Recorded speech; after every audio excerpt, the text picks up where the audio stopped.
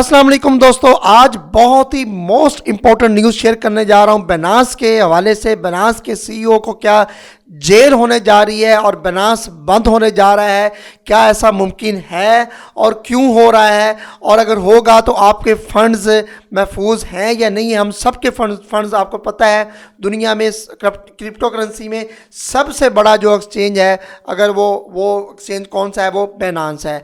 बेनांस crypto currency का एक पावा, जिसे हम पंजाबी में बोलते हैं ना, वो माना जाता है। एक स्ट्रॉन्ग जो है ना वो एक्सचेंज है, बहुत से लोग इस पर ट्रस्ट करते हैं। तो क्या इसके सीईओ को जेल होगी तो ये बंद हो जाएगा, क्या होगा नेक्स्ट?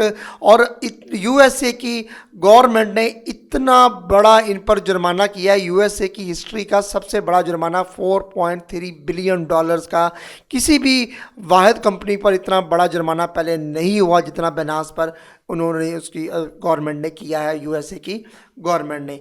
तो क्या ये मुमकिन है कि सीईओ जो साबका सीईओ है, एक्स सीईओ जैसे सीजी हम बोलते हैं, उसको जेल होने जा रही है, बेनास बंद होने जा रहा है?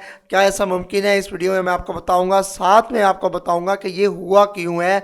हो सकता है आप लोगों को इसके बारे में इंफॉर्मेशन ना हो, और साथ में बात करेंगे कि आया कि आने वाले दिनों में बेनास यानी कि सेफ़ है या नहीं है, फंड इसमें रखने चाहिए या नहीं रखने चाहिए। तो बहुत ही कीमती वीडियो है आपके लिए। तो साथ में आपको BTC इथेरियम की प्राइस प्रोडिक्शन भी बता दूंगा कि अब नेक्स्ट जो है ना वो 6 आवर्स तक BTC इथेरियम क्या कर सकता है। तो वीडियो कीमती होने वाली है, तो सबसे पहले वीडियो को कर दें लाइक शेयर, और अगर आप लोग चैनल पर नहीं हैं तो जल्दी से चैनल को सब्सक्राइब कर लें, बेल आइकन पर भी क्लिक कर दें ताकि न्यू आने वाली वीडियो आप तक पहुंच सके। तो पहले हम BTC की बात कर लेते हैं। BTC आपको पता है थोड़ा सा डाउन आया है, 37,800 पर मौजूद है जब मैं वीडियो बना रहा हूँ। मुझे ये लगता है कि 37,200 37,250 तक BTC यहाँ से नीचे आएगा, एक करेक्शन की मूड में है। इथेरियम भी हो सकता है 1980 तक आ जाए, थोड़े से करेक्शन में मूड में है 1990 तक। तो करेक्शन करके फिर BTC 39,000 से 40,000 डॉलर की जानिब रवां दवा होगा। सही है, ये आपको मोटी मोटी मैंने ये इंफॉर्मेशन दे दी इसकी BTC की और इथेरियम की, कि फ़िलहाल थोड़ी सी करेक्शन के मूड में है BTC।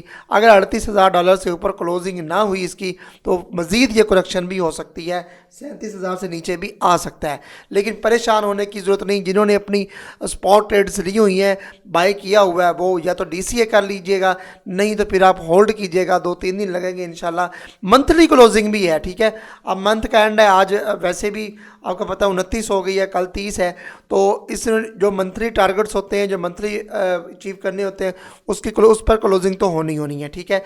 लेकिन अगले महीने 40,000 से अबव आपको बिटकॉइन नज़र आएगा। लेकिन फ़िलहाल यहाँ से थोड़ा बहुत डंप करता नज़र आ जाए, बाकी परेशान होने की ज़रूरत नहीं है। जिन्होंने ट्रेड्स ली हुई हैं वो होल्ड रखें तो ज़्यादा बेहतर होगा। तो चलिए, और बगैर टाइम वेस्ट किए इसका हम जायज़ा लेते हैं बेनास का। बेनास का आपको पता है कितने यूज़र्स हैं ऑल ओवर दी वर्ल्ड। अब हुआ क्या, 2017 में बेनास वजूद में आया। बेनास के वजूद में आने के बाद चाइना में इसने अपना जो है ना वो हेड ऑफिस खोला। सितंबर 2017 में चाइना ने क्रिप्टो करेंसी को कर दिया बैन। अब इनको वहाँ से निकलना पड़ा, ये चले गए जापान में जाके जब इन्होंने ऑफिस वगैरह खोले बेनास वालों ने, तो बेनास ने कहा जी आप लोगों के पास कोई लाइसेंस नहीं है, ये वहाँ भी इनको कोई रोल डले। ये फिर वहाँ से शिफ्ट हो गए यूएसए में। अब यूएसए में इनको फ़िलहाल कोई इन्वेस्टिगेशन नहीं हुई। ये करते क्या थे कि अकाउंट्स जो लोग बनाते थे ना बेनास के ऊपर तब, तो ये कोई KYC नहीं लेते थे। बस अकाउंट बना, यूज़र नेम पासवर्ड ईमेल ये वो दिया, बस जी अकाउंट ओपन हो गया, और पैसे जिसने डिपॉजिट किए विड्रा किए वहाँ भेजे, जहाँ मर्जी पूरी दुनिया में भेजे, कोई पूछताछ नहीं थी इनकी। तो 2000 जब 19 में 20 में ये SEC बनी है, SEC बोलते हैं सिक्योरिटी एंड कमीशन, जो एक्सचेंज कमीशन है ना इसका यूएसए का, वो जब वजूद में आई ना तो उन्होंने इस पर इन्वेस्टिगेशन शुरू की। उन्होंने इस पर केस दायर किया कि एक तो ये एंटी मनी लॉन्ड्रिंग के केस बनता है इन पर, और दूसरा जो है ना वो मनी लॉन्ड्रिंग करते हैं, और दूसरा ये KYC नहीं कर रहे अपने यूज़र्स की। तो इन पर हो गया केस दायर। अब जब केस दायर हुआ तो हायरिंग जो है ना वो होती रही।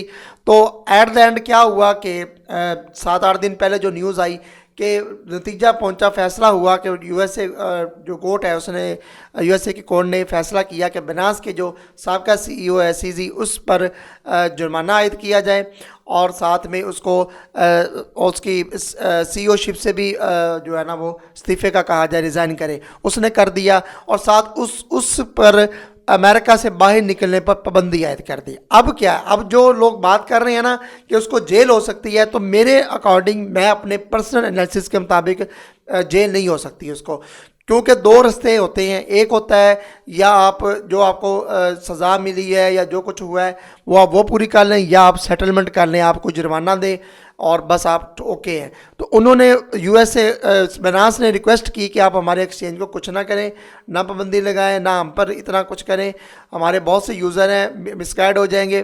तो उन्होंने कहा ठीक है जी, हम फिर अब जुर्माना करते हैं। जज ने अपनी मर्जी से यूएसए की तारीख का सबसे बड़ा जुर्माना आयद कर दिया, 4.3 बिलियन, और बनास इस पे एग्री होगा। अब सेटलमेंट पे जब एग्री हो गया ना, तो यकीन माने अब कोई ख़तरा नहीं है। सीईओ शिप से उसने रिज़ाइन दे दिया, न्यू सीईओ बन गया है, आपको पता होगा। तो अब बनास वहीं का वहीं है, ठीक है। तो अब नेक्स्ट आने वाले जो फरवरी है ना, उसमें दोबारा हायरिंग है, अब देखें क्या होता है। लेकिन अगर इसको सोचा जाए कि आप लोग समझते होंगे कि पाकिस्तान में क्या इम्पैक्ट पड़ सकता है कि अगर हम पाकिस्तान में इस पर काम करें, तो अब मैं आपको मशवरा दूंगा कि आप, अगर आपका दिल मुतमिन नहीं है, तो आप किसी भी दूसरे एक्सचेंज में, MEXC का एक्सचेंज का लिंक मेरे डिस्क्रिप्शन में मौजूद है, वहाँ आ जाएँ, क्यूकॉइन पर चले जाएँ, क्राकन पर चले जाएँ, बिटकेट पर चले जाएँ, बाईबिट पर चले जाएँ, Gate.io पर, जहाँ आपका दिल चाहे, जो आपको अच्छा लगे, ठीक है। तो मैं ये नहीं कहता कि आप लाजिम बनास में रहें, लेकिन बनास को फिलहाल फरवरी तक कुछ नहीं होने वाला। फंड क्रिएट किया जा रहा है कि बनास बंद होने जा रहा है, बनास के सीईओ को जेल हो जाएगी, बनास बंद हो जाएगा, ये सारा ड्रामा होगा, ठीक है। एक फंड क्रिएट किया जाएगा जिसकी वजह से मार्केट को क्रैश थोड़ा सा किया जा सकता है, या मार्केट क्रैश होगी, लोगों ने अपने जो एसेट्स हैं वो निकाल लेने हैं, और या वो उसमें चले जाएंगे मेटामास्क में, या वो जो है ना उसमें ट्रस्ट वॉलेट में ले जाएंगे, या फिर आप जो वैसे भी USDT में कन्वर्ट करके और उसको सेल आउट करके अपना कैश वापस ले लेंगे। इसलिए मार्केट थोड़ी सी क्रैश भी हो सकती है। लेकिन मज़े की बात यह है कि इतनी बड़ी न्यूज़ आने के बावजूद भी BTC की प्राइस को कुछ नहीं हुआ, बल्कि BTC अप जा रहा है। तो याद रखिएगा, BTC इथेरियम को कुछ नहीं होने वाला, जो मर्जी हो जाए, बनास का सीईओ ये हो जाए, लेकिन बनास अगर बंद हो गया खुदा ना खास्ता, तो फिर तो इम्पैक्ट पड़ेगा, पूरी क्रिप्टो करेंसी जो है ना वो मार्केट क्रैश कर जाएगी, और बहुत ज़्यादा क्रैश कर जाएगी, और उठना नामुमकिन हो जाएगा। लेकिन अगर ये कहा जाए कि ये आर्ट्स कॉइन में डिप आ सकती है, तो जी हाँ, आर्ट्स कॉइन सारे के सारे इथेरियम और BTC को निकाल के बाकी सारे अच्छे खासे डंप कर सकते हैं।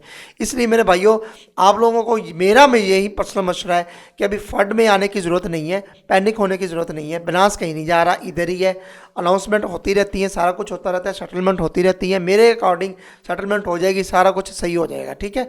फरवरी तक रिलैक्स रखें, सुकून से ट्रेडिंग करें, जो मार्केट ऊपर जा रही है कमाएं और मज़े करें, ठीक है। तो ये आज न्यूज़ थी बनास की, मैंने कहा चले अपनी ऑडियंस को सही बात बता दूं, पता नहीं आप लोग कहाँ से क्या सुने। कुछ नहीं होने वाला बनास को, ठीक है, इंशाल्लाह इधर ही है। फरवरी तक तो मैं कह सकता हूँ, 1 फरवरी तक तो इंशाल्लाह नेक्स्ट हायरिंग जो भी डेट होगी उस तक तो इसको कुछ नहीं होता। अगर नेक्स्ट उसमें सेटलमेंट होगी, जुर्माना पे कर दिया और सारा कुछ हो गया, तो बस फिर ओके हो जाएगा हर चीज़। देखिएगा BNB बढ़ना शुरू हो जाएगा, सारा कुछ हो जाएगा, और मार्केट मज़ीद ऊपर जाती दिखाई देगी।